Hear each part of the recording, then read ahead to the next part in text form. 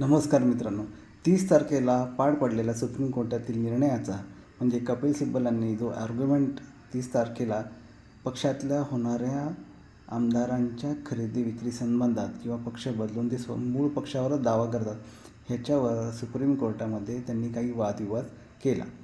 तो वादविवाद काय होता आणि त्यातले मुख्य पॉईंट 5 पॉईंट काय होते आपण आज ह्याच्यावर चर्चा करणार आहोत. सर्वोच्च न्यायालयात आमदारांनी स्वतःलाच मूळ राजकीय पक्ष म्हणून घोषित करण्याच्या दाव्याविरोधात ज्येष्ठ वकील कपिल सिब्बल यांनी केलेले 5 प्रमुख युक्तिवाद खालीलप्रमाणे आहेत.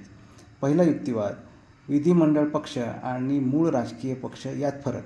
निवडून आलेले आमदार हे केवळ विधिमंडळ पक्षाचे प्रतिनिधित्व करतात, ते मूळ संघटनात्मक राजकीय पक्ष होऊ शकत नाही. हा पहिला पॉईंट.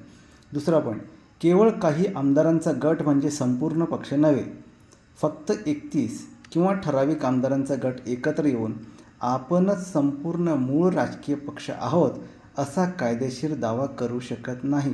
मोस्टली हा जो आर्ग्युमेंट आहे हा शिवसेनेचा आहे. शिवसेनेची ही केस आहे. निवडणूक आयोगाचा निर्णय चुकीचा. हा तिसरा पॉईंट आहे.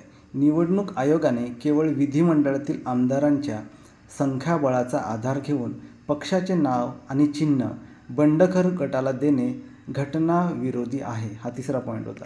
चौथा पॉईंट काय आहे, प्रतिनिधित्व लोकशाहीवर मोठा आघात. एका पक्षाच्या चिन्हावर निवडणूक जिंकायची, नंतर बंडखोरी करून दुसऱ्या पक्षाची हातमिळवणी करायची आणि पुन्हा मूळ पक्षावरच हक्क सांगायचा, ही लोकशाहीची फसवणूक आहे. हा सगळ्यात महत्त्वाचा पॉईंट आहे. 5वा पॉईंट त्याच्यापेक्षा पण अगदी महत्त्वाचा आहे. स्वेच्छेने सदस्यत्व सोडल्यास अपात्रता लागू.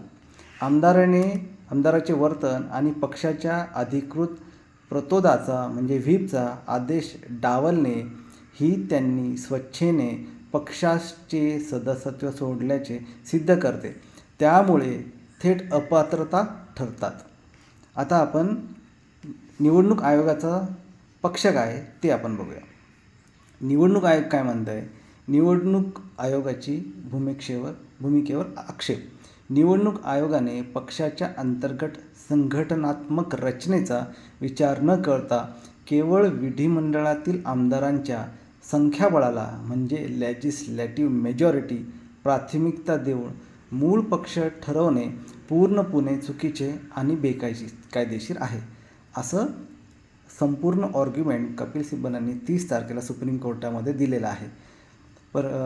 सर्व मित्रांना माझी रिक्वेस्ट आहे की ह्याच्यावर तुमचं काय म्हणणं आहे नक्की मला कॉमेंटमध्ये कळवा. थँक्यू.